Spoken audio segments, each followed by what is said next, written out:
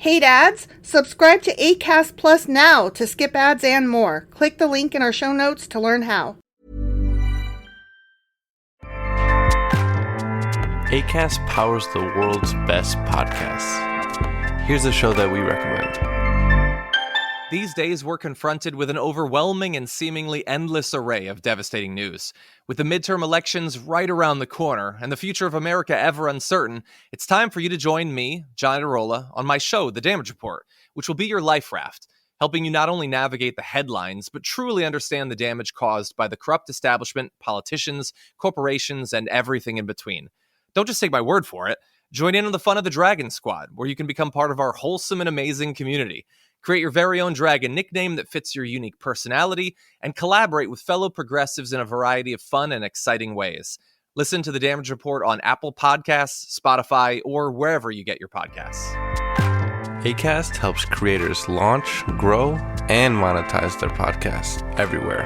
Acast.com.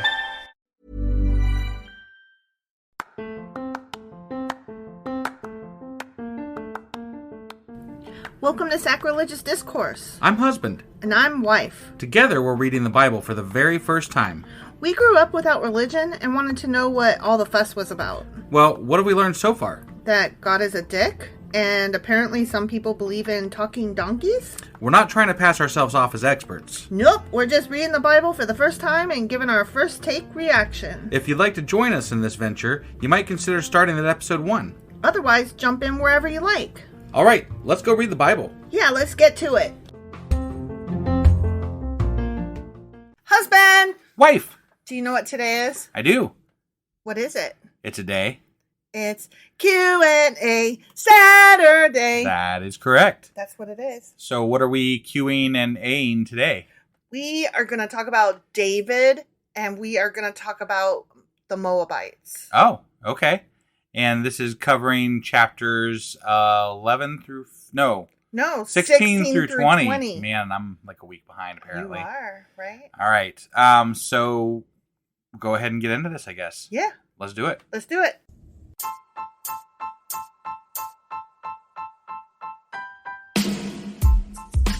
Hey, wife. Yes, husband. Did you know that we are now on Patreon? Yes, because you told me, but also, no, tell me more.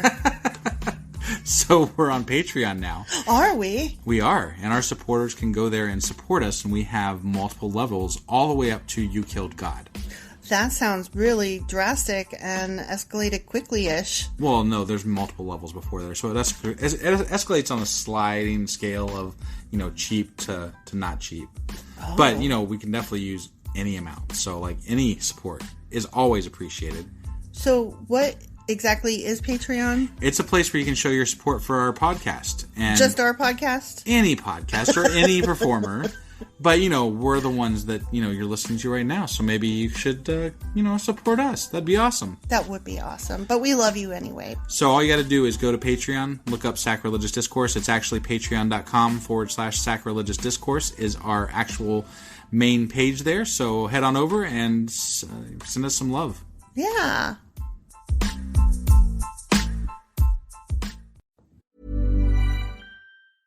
Acast helps you make the most of your podcasting content on your terms. If you're a creator or interested in starting a podcast, Acast offers a range of ways to make money from your craft. From advertising from well-known brands to offering podcast subscriptions with Acast Plus, you decide how to monetize your content. Visit acast.com to learn more and get started for free. Okay, so we're going to talk about David. Before I get into Moab, yeah, I just want to make 2 little notes. Just okay? 2? Just 2. Okay. Little notes. First, I don't know that you recall this. I certainly didn't. But David was known as the sweet psalmist of Israel. Was he now? He was a sweet psalmist. That is news to me. Yeah. Well, apparently it was mentioned in 2 Samuel chapter 23. Yeah. I'm sure it was. I'm sure. But whatever. I don't recall it. I don't either. So, yeah, he was known as the sweet psalmist because he wrote so many psalms. Yeah. And he especially wrote psalms to thank the Lord on the day the Ark of the Covenant was brought to Jerusalem. I mean, Remember they that were one that very I in sang? love with each other. Like, thank Yeah. you, God. Yada, yada, yada. Well, apparently- oh, God loves you too, and blah, blah, blah. Apparently, some of his psalms appear in the book of Psalms. Oh. Right. Okay. So he's like an actual psalm author, huh? yeah, Mm. yeah. And that also has to do with like why he was assigning specific important people the role of music, because Right, he it was very important to him. Yeah. Right. He was writing all this. That makes some sense. Right? Yeah. I found that very okay. I'll accept that. Okay. Sweet psalmist. Sweet psalmist. Okay. That needs to be like a precursor title whenever we mention him now. Mhm, The Sweet mhm. Psalmist David. David. Giant killer, sweet psalmist. I say we just leave the giant killer off because that wasn't really him. It wasn't him. So And there weren't giants. right, there's always that. There's always that. Yeah. Okay. Nor were there talking donkeys Right. or talking snakes. Or unicorns. Right. Or dragons. I mean, there's none of the bullshit. No. Yeah. No. Okay, so the second point is we were like, why did God say no to David's offer of building him? Right. Yeah. It A doesn't. I mean, house, like, who right? gives a shit, right? If he wants to Yeah. build you a fucking temple, let him build you a fucking temple. Well, the truth of the matter is The truth, huh? The truth. We're talking about truth. Mm-hmm. Yeah. Mhm. Okay. David was a man of war. Whoa. Even though it's God's fault he was worry. was it though? I mean, whatever. It was springtime. That's why he was worried. Yeah, see? And God wanted a man of peace to build his temple. That's why Solomon... So David wasn't quite good enough, huh? Correct. Hmm. Correct. Hmm. And Solomon was the one. His son Solomon got to build the temple. He was peaceful, I guess. Like he had a lot of people visit him and He had bring all him these shit, wives. and he had lots of wives. And he had a hot tub. And I mean, you really couldn't go warring if you wanted to And have he was- sex with all those wives. he was so wise. Remember? He was the I mean, wisest, he was the wisest ever in all the land. Yeah, Ever. On the planet. forever and ever. Forever. He's still the wisest. But God still doesn't like him at the end of the book. Right. So Exactly. there's that. So even he wasn't really good enough. Right. Yeah. So there's those 2 points. Okay? Yeah. But now, let's get on to David with regard to the Moabs. Okay. Okay? Yeah. So there's a question that I came across that I thought was so fucking interesting. Okay. Where is David's birth story? David's birth story? Like him being born, and then we learn all about him. Well, they kind of just found him on a fucking farm. Right, but like Abraham is introduced with a whole genealogy. King Saul is introduced with a genealogy. Right. But other than naming his father as Jesse, yeah. David's genealogy is completely missing from the book of Samuel. Interesting. And that is a book with more than 40 chapters dedicated to David's fucking life. Huh. But they don't talk about him in childhood at all. Right, right. So the Bible tells us the names of the mothers of all kings in the Davidic dynasty but one. David. David's mother is not mentioned Huh. at all. Wow. Right? That's crazy. Yeah. The Bible doesn't tell the story of David's birth, give his genealogy, or talk about his mother, perhaps because of a controversial element in his lineage, Okay. which it prefers to avoid discussing. No. Can the Bible be tainted with controversial lineage? Yes. No way. Do you Controversial lineage. Do you know what that controversial lineage is? Based on what you introduced the chapter or this conversation as, I'm guessing he was part Moabite. He was through his mother. His grandmother Ruth. Oh, that's right. I forgot his. Okay. Yeah. Yeah. So.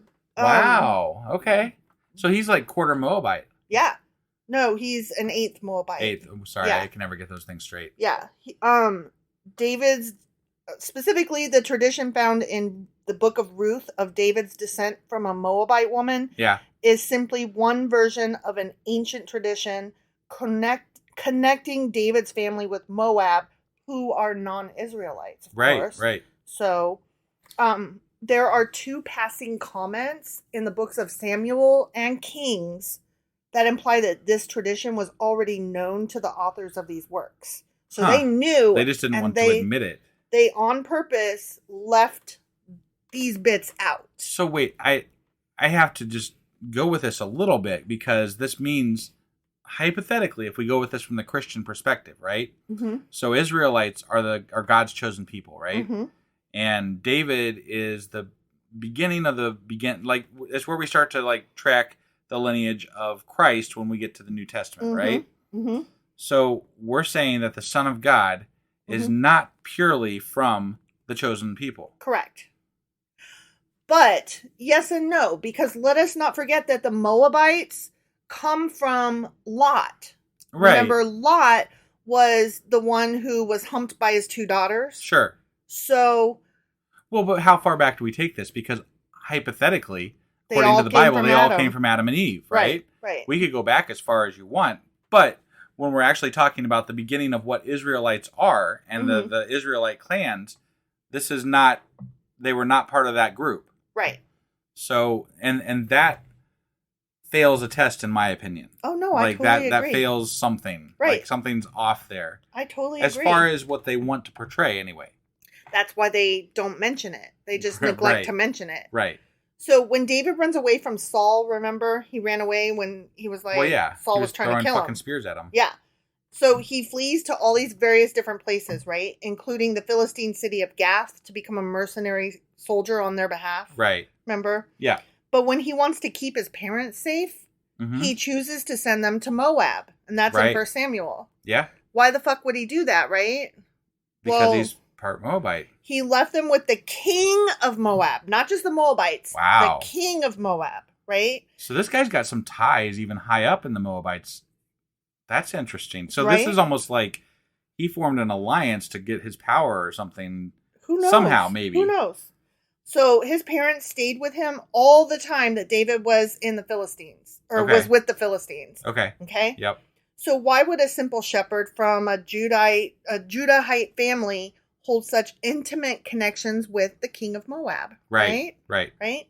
Even more puzzling is why would the fucking king of Moab agree to protect David's family? Right. Like, why would he go to the king, and then why would the king say yes? Right. Like, both those are two separate questions. Yeah, that's a big ask. Like, you're Right? asking a fucking king. Yeah. So, now... How did you even get into the king? Now, to be fair, David was killing his tens of thousands. He was. So, like, he was a powerful, general. All right, so I will maybe give you, that's how he got into the throne room. Sure. He was, like, well-known or whatever as a killer of thousands. Right, Okay? right. So he could walk into the throne room and get an appointment with the king. Right. I will give you that much. Why would he ask this king of all people to protect his family? And why would the king be like, yeah, sure, no probs? Right. Right? Yeah. So the king of Moab's behavior would make more sense if we can assume that this account was part of a Davidic tradition, which assumed David's family ties to the Moabites, which is obviously what we've been getting at this whole time, right? So there are a lot of rabbis who seem to pick up on that thread and explain that David's great-grandmother Ruth was the daughter of Eglon, king of Moab, who was himself, according to those same rabbis, the grandson of Balak. Oh, wow. Right? Damn, talk about some tie-ins, right? Now, that may not be true. Right. Because this is just a story that... But that's interesting because Balak was... Oh, wait. No, Balak was the... Okay. No, he was the one that summoned Balaam. Mm-hmm. Okay. Mm-hmm. All right. Sorry, I'm just trying to make sure I had my your B people words, correct. right? Yeah, right. Yeah. Okay, so he... Okay. Sorry. Right? Go ahead, continue. So that's interesting, right? It is very interesting, yeah. So this may merely be an attempt to connect Ruth with the only named Moabite kings from the Bible before the time of Ruth. Sure. But it's just interesting that they do that nonetheless. Right. Regardless, it seems likely that the rabbis picked up on the actual problem, which is the inexplicable behavior of David and the king of Moab. Right. Right? Yep. Whatever they did, they were like, there's a problem here and we need to make a fix. Yeah. And so they did. Right. And I wonder who's more offended by the fact that there's Moabite there, right? Is it is it Judaism or is it Christianity? I wonder who that offends more as far as their thinking of what the Bible holds and can and attests to. I would think that Judaism would be more offended than Christians. Right, because I don't think Christians trace shit don't back give a that fuck. far. Right. They don't give a fuck. Right. But Judaism does very much go from the fact that they are God's people, Israelites. And these names and this history of this It's people very is important. very important to them. Right. Like the oral tradition of passing down all these stories and arguing over, like when I say argue, like a Jewish argument is not the same as like a argument where they're in discussion over interpreting all the laws and, Right. you know, the Torah and all that. I do like, though, that the fact that I think I appreciate the people that are like rabbis more so than I do preachers. Oh, and I priests. totally. Because I feel like even if it hurts them some, they'll study it. They'll answer the questions that may not be nice to them. You know, like they're willing to dig into it and be like, you know what, they maybe want we're the wrong. answers more than they want to be right. Right. And right. I can appreciate that because that at least in the studying like that we've done Yes. so far with this Bible. Oh yeah, and we're totally generalizing. Yeah, of course. Yeah, definitely. But I mean, the people that found this information were rabbis. Mm-hmm. So like the information you have here is from rabbis, right? Yeah. So that's very interesting to me because it seems like it would hurt their story worse. Yeah. But so that's interesting. So it may be, obviously, this is what we've been building to, that David was actually very closely related and acquainted, not just related, right, but and acquainted with the Moabite king. And if that is the case, it would definitely be something the author of the book of Samuel would not want readers to know. Right. Okay? Yeah. So, okay. That's why they left it out. Mm-hmm. Got it. Okay. Yeah. Because, I mean, there's no other reason to leave that shit out. But it's funny, though, they tiptoe around it enough that it's still able to be found out if you just think about it. If you dig a little bit. Which, you know, on the surface, I didn't think about it. But this is either. our first go-through, you know? Oh, like, yeah. we don't claim to be, you know, scholars. We are digging into things and we are interested in stuff like this. Sure. But on a first read-through, I would have never picked up on that. Here's the thing. I am interested in the work of others. I am not interested in doing the work myself. Right. You know what I mean? Right. I am just interested enough to read what other people have put together. Honestly, with the Bible, that's way too much fucking lineage to dig through. Oh, yeah. Like, absolutely. On the surface, the stories are fun sometimes, and they're interesting, and they're somewhat historical and things like that, right? Mm-hmm. But if you really want to dig into what the meat of the Old Testament is, it's very much based in lineage. So. Yeah. So David's war against Moab and his harsh treatment of their army later seems completely out of place considering that David's great-grandmother was a Moabite, right? Ruth, right? Yeah. So, you know, he went from, my family, please take care of them, to now I'm going to wipe you all out. Right. Right? Yeah. So that But was that some writer saying that... There's some speculation that I will get to in a minute. Okay. Anyway, you know, considering that he was of Moabite descent and that he had entrusted his mother and father into the care of the Moabites, it may have been that the Moabites mistreated or even killed David's parents and perhaps even his brothers. Oh. Like after he became king. Okay. Right? All right. Like that would make sense. Maybe David didn't do something that they wanted, so they were like using them as leverage. As hostages. Right. Right. And I mean, that makes sense too. Right. Like we went with you out on this limb because you are family, but we can only go so far. And power's power. Yeah. Right. I mean, if I have a chance to use something as leverage against you, I'm going to. Sure. And apparently that didn't work out for him. Or also maybe they helped put David on the throne, as you suggested earlier. Right. And then David went back on some promises that he had made, and that made them kill his family, and so that made David clearly there was something happened between the time that he brought his family there and was seen by the king and made this ask, and the king agreed, and it was totally cool, and then his family's never mentioned again. Right. And the next time we hear about him, anything, David is trying to wipe their shit out. Right. Right. So something happened. Yeah. And that would be an interesting story to if there is a story about it, that would be an interesting story. It would. There's probably not. I'm sure that's lost. Maybe it's in the book of the Chronicles of the Kings of the Chronicles, the Chronicle. I doubt it, because that's an entirely different author, and they would not have wanted to talk about David's relation to the Moabites. And you would have to address that. Right. In order to talk about what happened and why. Right. So there was also an element of fulfillment by David of earlier prophecy involved, in which Balaam, who had been summoned by Balak, an earlier king of Moab, right, following Israel's exodus from Egypt for the purpose of cursing the Israelites, instead blessing them, right, and specifically indicated that a king of Israel would someday crush the forehead of Moab. So, okay. And that happened. So, but I think we covered at some other point, though, that is this an actual, like, is the fight with Moab, was that an actual historical account, or was that something that was contrived? I don't know.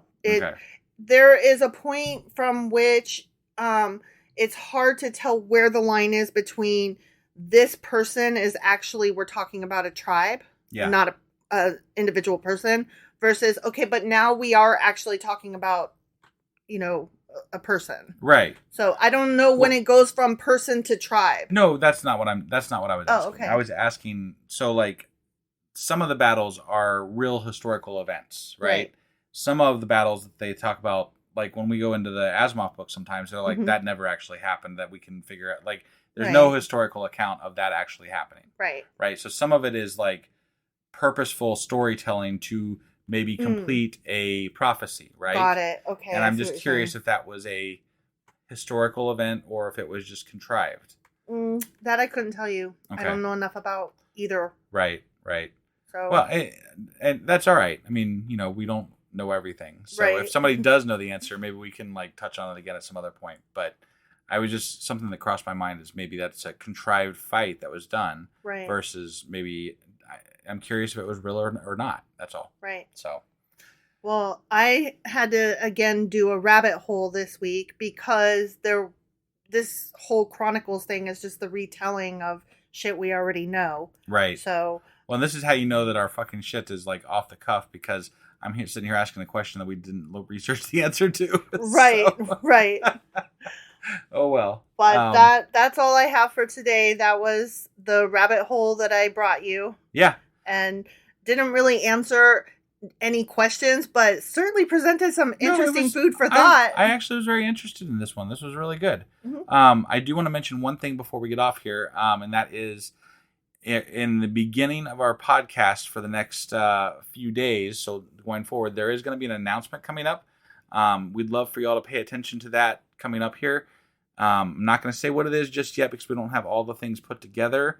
But at the beginning of every podcast between now and next Thursday, there will be an announcement of something coming up, which we would love for you all to participate in if you are able. Yep. So clear your schedules now for Thursday night, and we will get an official announcement tomorrow as to what's going on. Yeah. All right. I think that's all we got for tonight, and we will be back tomorrow with... Sacrilegious Book Club. It took you a minute. It did. It always does. Wait, what are we doing? What's tomorrow? Okay. We'll also have the weekly replay tomorrow, and then we'll be back on Monday with... First Chronicles Chapter 21. Awesome. We'll see you guys then. Worcestershire sauce.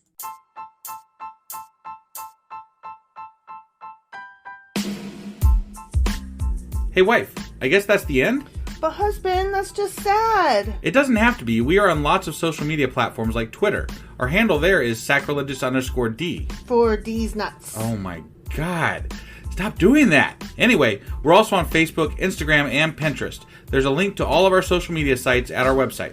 Ooh, we have a website? Yeah, it's sacrilegiousdiscourse.com, where you can also find a link to our merch shop. We have a merch shop? Yep, we have podcast-themed clothing, mugs, notebooks, and more, as well as an atheist and science-themed products. Wow, our fans should really go check that out right now. Definitely. They can get in touch with us by sending an email to sacrilegiousdiscourse@gmail.com. But before they do that, we could really use some help. Oh yeah? With what? Well, it's not free running the podcast, and we need some financial support in order to get better equipment, which will free up time so we can concentrate on our podcast and our fans. Okay, so what should they do? Head over to patreon.com/sacrilegious discourse and sign up as a contributor on our podcast. Supporters there receive additional bi-weekly episodes that we record just for our Patreon members for as little as $2 a month. Also, we'd really appreciate it if you would like and subscribe on whatever platform you're using. And Apple Podcast reviews help us out tremendously.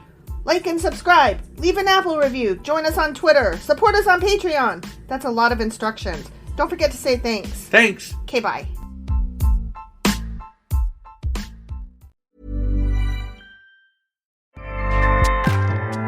Acast powers the world's best podcasts. Here's a show that we recommend.